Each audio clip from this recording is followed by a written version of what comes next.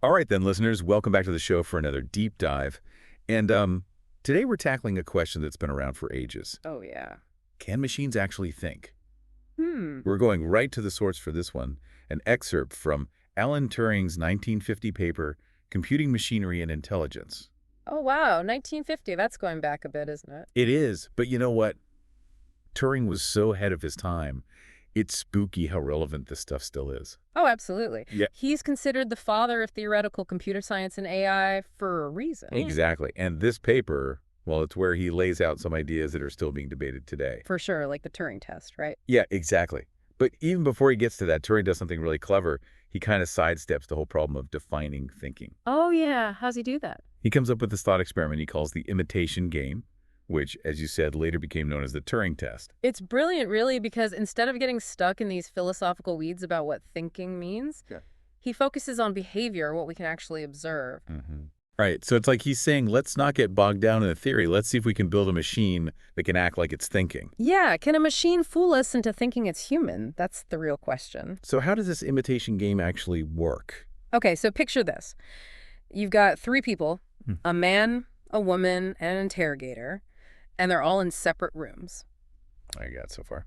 The interrogator can only communicate with the other two through, like, typed messages or something, Okay. and their goal is to figure out who's the man and who's the woman just by asking them questions. Right, classic detective work. Exactly. Now, here's the twist. Turing says, let's replace the man with a machine. Oh, okay. I see where this is going. Now, the interrogator still has to figure out who's who, but they're trying to tell the difference between a human and a machine. So if the machine can answer the questions in a way that fools the interrogator, that means it's thinking. That's the Turing test, right? You got it. And it's still a huge debate in AI. If a machine can carry on a conversation like a real person, does it matter if it's actually thinking, in the way we think? It really makes you question what thinking even means. It does, doesn't it? And the thing is, Turing didn't just stop at this big idea. He actually made some predictions about the future of AI. Oh, he did. And some of them were eerily accurate. Like what? Well, he said that by the year 2000, machines would be able to fool an average interrogator 30% of the time after 5 minutes of questioning. Wow, is he right? I mean, think about all the chatbots and AI assistants we have now. Some of them can hold pretty convincing conversations. I'd say he wasn't far off. It's a bit unnerving when you think about it, the idea that we might be talking to machines and not even realize it. Yeah, it blurs the lines a bit. But to be fair to Turing, he did acknowledge that his test wasn't perfect. Of course, no test is, but it was a major turning point in how we think about machine intelligence. It gave researchers a concrete goal, something to aim for. Definitely, and it sparked decades of research into AI and how to make machines more intelligent. And he didn't shy away from the controversy either. He knew people would have objections to his ideas. Oh yeah, he addressed a whole bunch of criticisms in his paper.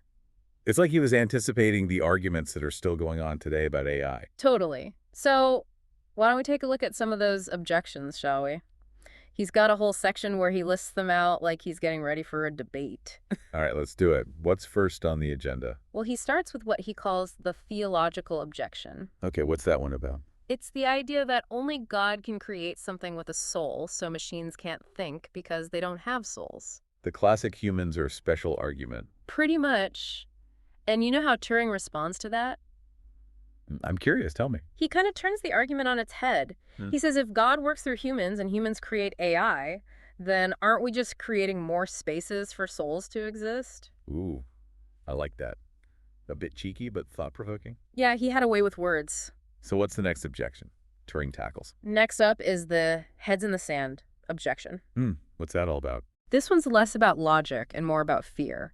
It's the worry that machines will get so smart that they'll become a threat to humanity, take over. Ah, yes, the classic sci-fi scenario. Right. Some people would rather just ignore the whole issue of AI altogether because it's too scary to contemplate. So how does Turing respond to that one? He doesn't really address it directly. Maybe he saw it as more of an emotional reaction than a real argument. Makes sense. Yeah. But it is a fear that's still very much alive today, isn't it? The whole robots taking over the world thing. Yeah, absolutely. It's a popular theme in movies and books, but, it's something we need to consider seriously as AI gets more powerful. For sure. Yeah. All right, what's the next objection on Turing's list? This one's a real head-scratcher. It's the consciousness argument. Okay, that sounds interesting. Break it down for me. It's the question of how we can actually know if a machine is conscious, even if it acts like it is. Can we really know what's going on inside its artificial mind? Yeah, that's a tough one. How do we know any other being is conscious for that matter? Right. It's a philosophical mystery even with other humans. So how does Turing deal with this one? He uses the example of a machine that can write sonnets. Imagine A that. sonnet writing machine. Yeah. Okay, I'm listening. She argues that if a machine can not only compose a sonnet, but also explain its artistic choices, why it chose certain words or phrases, Yeah. then doesn't that suggest some level of consciousness? So he's saying if it looks like a duck and quacks like a duck, it might as well be a duck. Kind of. He's focusing on what we can observe and measure. Yeah. If a machine can convincingly demonstrate understanding and reason, who are we to say it's not conscious?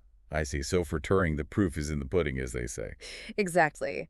But there were still some more practical objections to address, and one of the big ones came from Ada Lovelace herself. Oh, wow. Ada Lovelace, the famous mathematician.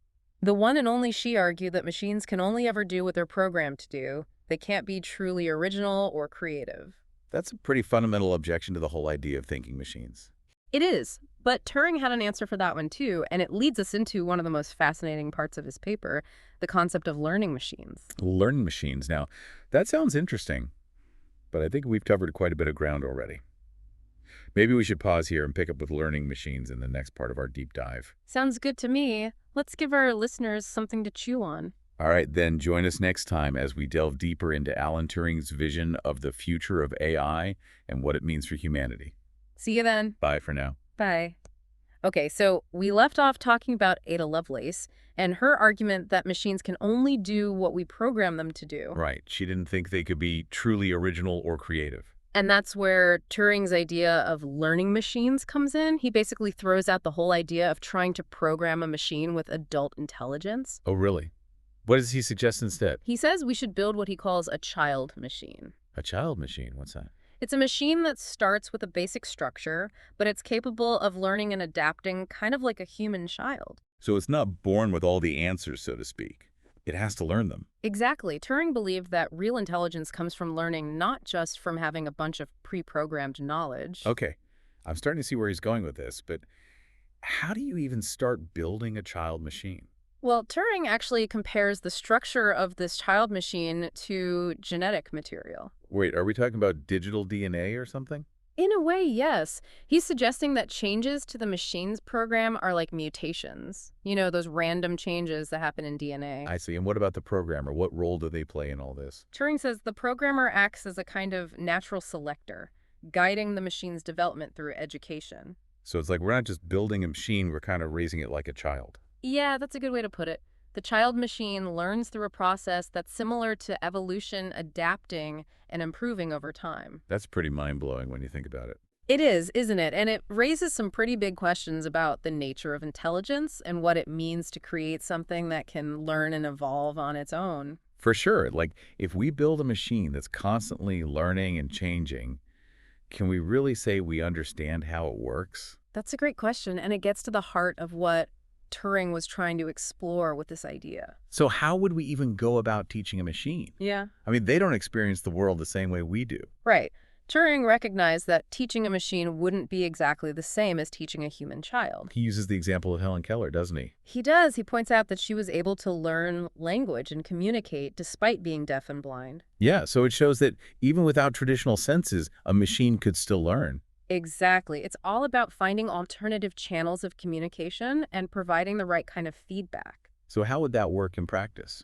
Well, Turing suggests using a system of rewards and punishments, kind of like we do with kids. Ah, the carrot and stick approach. But how do you reward or punish a machine?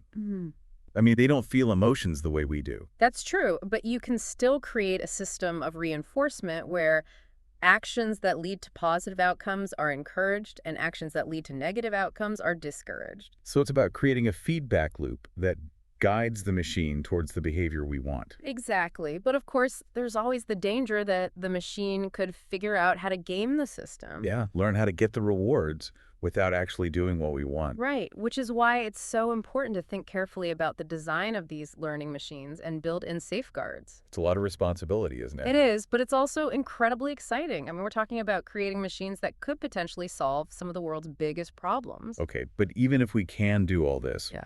are we really creating something that's truly intelligent? Or is it just a really sophisticated simulation? Ah, that's the million-dollar question, isn't it? Turing believed that the key was replicating the learning process, not just the end result. So it's not enough to just program a machine with a bunch of facts and rules. Hmm. It has to be able to learn and adapt on its own. Exactly. And that brings us to another fascinating aspect of Turing's vision, the idea of incorporating randomness into the learning process. Randomness? Why would we want to do that? Well, think about it. Just like random mutations play a role in evolution, introducing randomness into a machine's learning could lead to some unexpected and potentially beneficial outcomes. So it's about letting go of control a little bit, allowing the machine to explore different possibilities and maybe come up with solutions we hadn't even thought of. Exactly. It's about embracing the unknown and seeing where it It's all leads. very thought-provoking stuff, but how do we actually put these ideas into practice? Well, that's a question for the next generation of AI researchers and engineers to tackle. So here we are, the final part of our deep dive into Alan Turing's mind-blowing paper. Yeah, and what a dive it's been. Right. We've gone from the imitation game to learning machines to the idea of machines evolving, like with digital DNA. It's been quite a journey. It has, but I think the biggest question is still hanging out there. What does all this actually mean for us? For humanity? Yeah, if Turing's vision of thinking machines actually becomes reality, what kind of future are we looking Well, at? I mean, there are the obvious concerns, like what happens to jobs? Right, if machines can do all the work, what happens to the workforce? Exactly. I mean, will we end up with mass unemployment? It's a question a lot of people are wrestling with these days with AI and automation becoming more and more common. It is, but Turing actually seemed pretty optimistic about this whole thing. Oh, really? What was his take? He suggested that if machines take over the boring, repetitive jobs, it could actually be a good thing for humans. Oh, how so? Well, he thought it would free us up to focus on more creative and fulfilling things, the stuff that machines might not be able to do. I see. So it's not about humans versus machines, but more about humans and machines working together. That's the idea of finding ways to collaborate where each side, humans and machines, play to their strengths. Hmm. That's an interesting perspective, but there's still that question of control, isn't there? Oh, for sure. I mean, if we create these super intelligent machines, how do we make sure they don't turn against us? Right. How do we ensure they stay aligned with human values? That's a big one, and I think it's something that a lot of people are worried about. And rightly so. It's a challenge Turing recognized as well. Yeah, we talked about how he emphasized the importance of education and careful design, making sure we're building these machines with the right principles in mind. Exactly. It's like raising a child. You have to teach them right from wrong, instill good values. But with AI, the stakes are so much higher. They are. There's a lot of responsibility that comes with creating something this powerful. Absolutely. We need to be really careful and thoughtful about how we develop this technology. But despite the risks, I think Turing was ultimately hopeful about the future of AI. Yeah, he ends his paper on a pretty optimistic note, doesn't he? He does. He says something like, "We can only see a short distance ahead, but we can see plenty there that needs to be done." It's a call to action, almost like he's challenging us to step up and shape the future of AI. Yeah, and not just sit back and watch it happen. We need to be proactive and make sure it benefits humanity. Exactly. And I think that's a message that's just as relevant today as it was back in 1950. More relevant maybe as AI becomes more and more integrated into our lives. It's funny, Turing's paper wasn't really widely read or understood when it was first published. Really? Yeah, it was kind of ahead of its time, but now it's considered one of the most important works in the history of computer science. It's amazing how his ideas have stood the test of time. It is, and it just goes to show how brilliant he really was. So after all this, what are your final thoughts on Turing and his vision of thinking machines? Well, I have to admit, it's a bit of a mixed bag for me. On the one hand, I'm excited about the potential, AI could help us solve some of the world's biggest problems. Yeah, cure diseases, explore space, who knows what else. Exactly. But on the other hand, I'm also a bit apprehensive about the risks, the potential for things to go wrong. I hear you. It's like we're on the cusp of something really big, and we don't know exactly where it's going to lead. Right, but I think that's also what makes it so exciting. Yeah, it's a whole new frontier. And who knows what we'll discover. Well, on that note, I think it's time to wrap up this deep dive. Time flies when you're talking about thinking machines. It really does. So to our listeners out there, what are your thoughts on all this? Yeah, what excites you about AI and what scares you? We'd love to hear your perspectives. And remember, as Turing said, we may not be able to see very far ahead, but there's plenty that needs to be done. So keep exploring, keep questioning, and keep diving deep. Until next time. Bye for now.